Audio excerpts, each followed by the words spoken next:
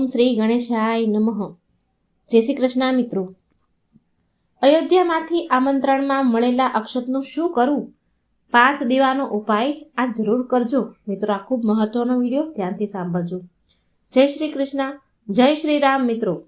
રામલાલાની પ્રાણ પ્રતિષ્ઠાના આમંત્રણમાં મળેલા પીળા અક્ષત એટલે કે પીળા ચોખાને શું કરવું તથા તે દિવસે જે દીવા પ્રગટાવીએ એ ઘરમાં કઈ કઈ જગ્યા પર પ્રગટાવવા જોઈએ તે વિશેની ખૂબ જ અગત્યની માહિતી આ વિડીયોમાં આપણે જાણીશું.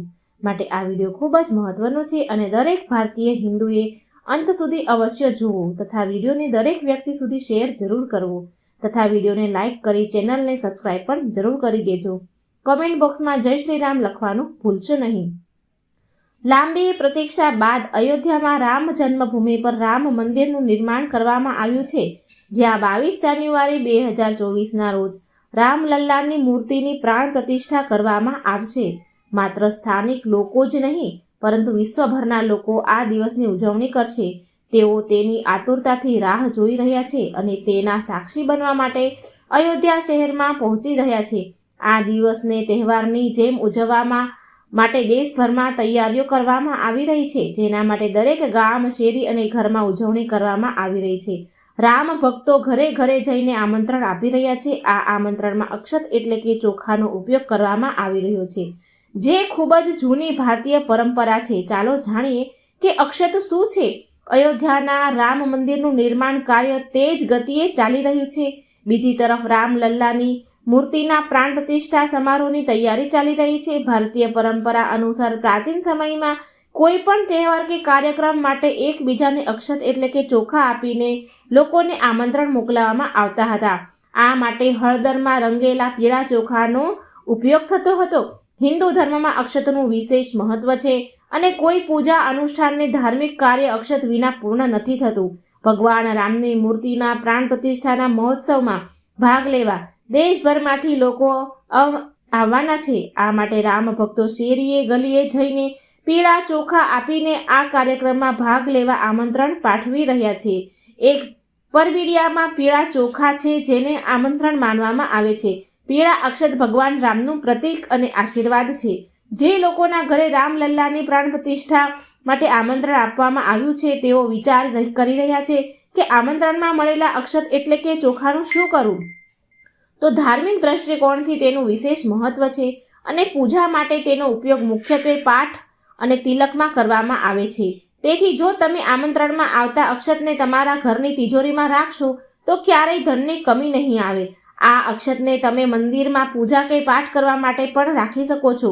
તિલક લગાવતી વખતે આ અક્ષતનો ઉપયોગ કરો, જે સીધો ભગવાનનો આશીર્વાદ માનવામાં આવે છે. તમે રસોડામાં પણ અક્ષતને મૂકી શકો છો, જેનાથી ભગવાન શ્રી રામના આશીર્વાદ કાયમ બન્યા રહે. ધાર્મિક માન્યતાઓ અનુસાર ચોખાનો ઉપયોગ કોઈ પણ પૂજામાં અવશ્ય કરવામાં આવે છે.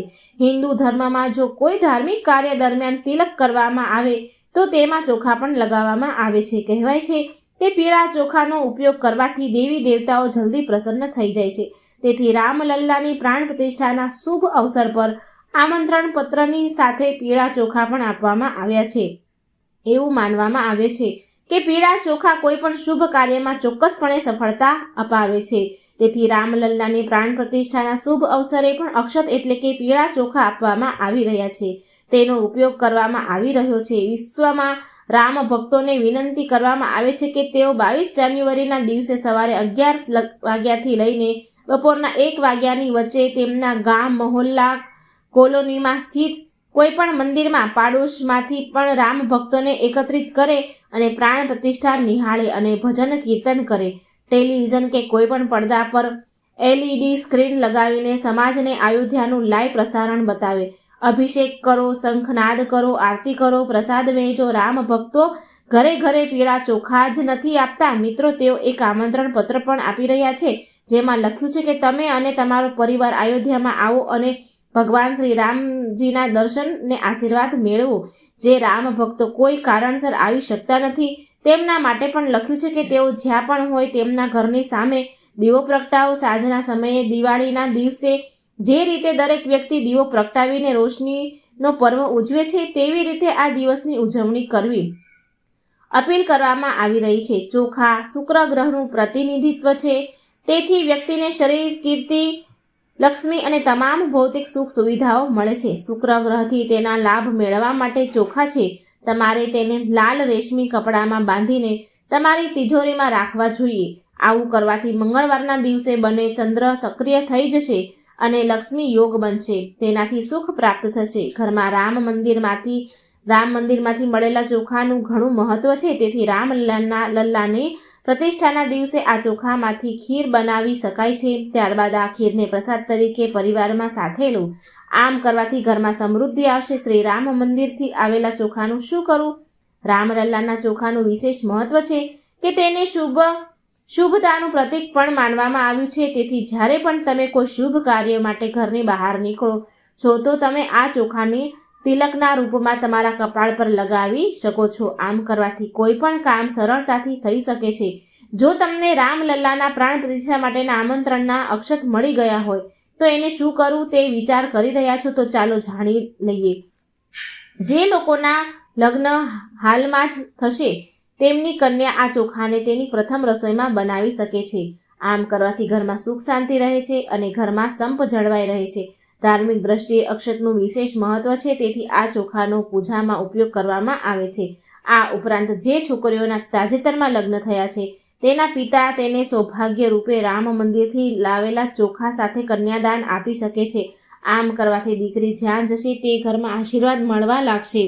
આ અભિયાનમાં વિશ્વ હિન્દુ પરિષદ દ્વારા દરેક ગામની વસાહતમાં પહોંચી અયોધ્યામાં શ્રી રામલલ્લાની મૂર્તિ પ્રાણ પ્રતિષ્ઠાના શુભ અવસર પર પીળા ચોખા આપીને દરેક હિન્દુઓને અયોધ્યા પહોંચવાનું આમંત્રણ આપવાની જવાબદારી ઉપાડી છે. 22 જાન્યુઆરીએ શ્રી રામના નૂતન મંદિરનું ઉદ્ઘાટન છે. વધુમાં હિન્દુ સમાજમાં જે લોકો અયોધ્યામાં રામલલ્લાના દર્શન કરવા નથી પહોંચી શક્યા તે લોકો ઘરે રહીને સમૂહમાં આ કાર્યક્રમ જુએ અને મંદિરોમાં ભવ્ય આરતી થાય તે દિવસે દિવાળી જેવો માહોલ તૈયાર કરવો. સમગ્ર શહેર અને ગામમાં દરેક ઘરને કેસરી પાનની રંગોળી કરી શણગારવામાં આવે છે અને આતશબાજી કરવામાં આવે.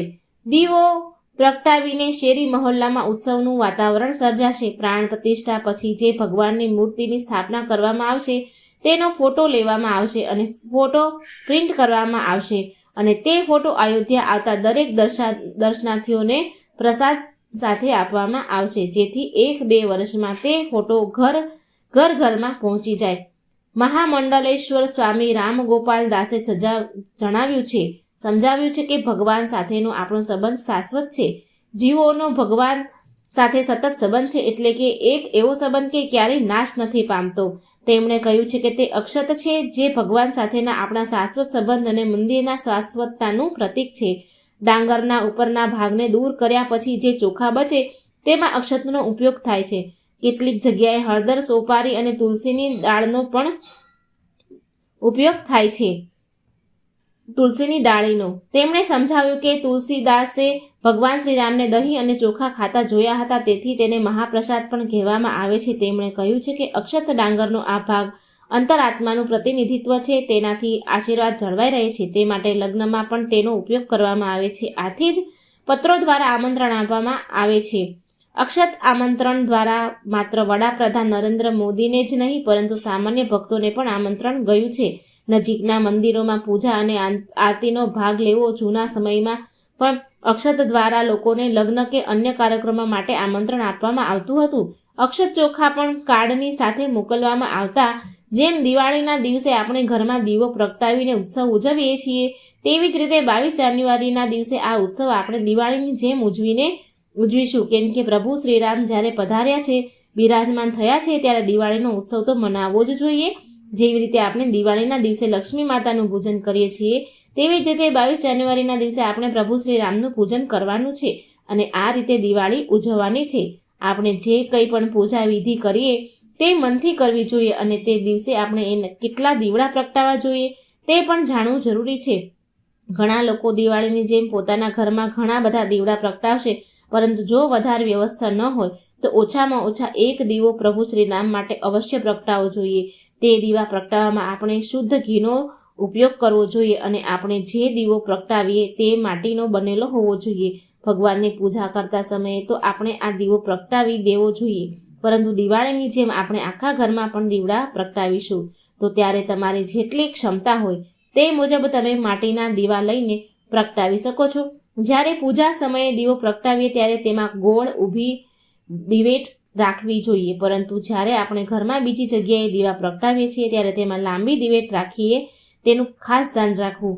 મિત્રો, આપણે પોતાના ઘરમાં જે રસોડું છે તેમાં એક દીવો પ્રગટાવવો જોઈએ, અને જો તમારે પોતાના પિતૃ માટે દીવો પ્રગટાવવો હોય તો તેને દક્ષિણ દિશા તરફ રાખીને પ્રગટાવો.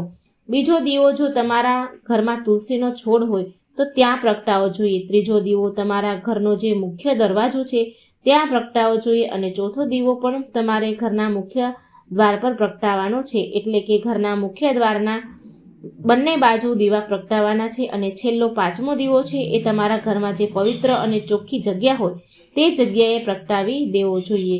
તે દિવસે આપણે તે વાતનું ખાસ ધ્યાન રાખવું જોઈએ કે આપણા ઘરમાં સહેજ પણ અંધારું ન હોવું જોઈએ. અને છેલ્લું, દિવાળીની જેમ આપણે પ્રભુ શ્રી રામનો આ પ્રાણ પ્રતિષ્ઠા ઉત્સવ ફટાકડા ફોડીને ઉજવતા છીએ તો એવી રીતે ઉજવવો જોઈએ. આપણે દિવાળીનો તહેવાર ઉજવીએ છીએ. તો પ્રિય મિત્રો, આજના આ વિડીયોમાં આટલું જ. જો તમને શાસ્ત્રો અનુસાર અમારા દ્વારા આપવામાં આવેલી માહિતી પસંદ આવી હોય તો વિડીયોને લાઇક, શેર અને સબસ્ક્રાઇબ જરૂર કરજો. કોમેન્ટ બોક્સમાં જય શ્રી રામ જરૂર લખજો. જય શ્રી કૃષ્ણ. રાધે રાધે. Thank you.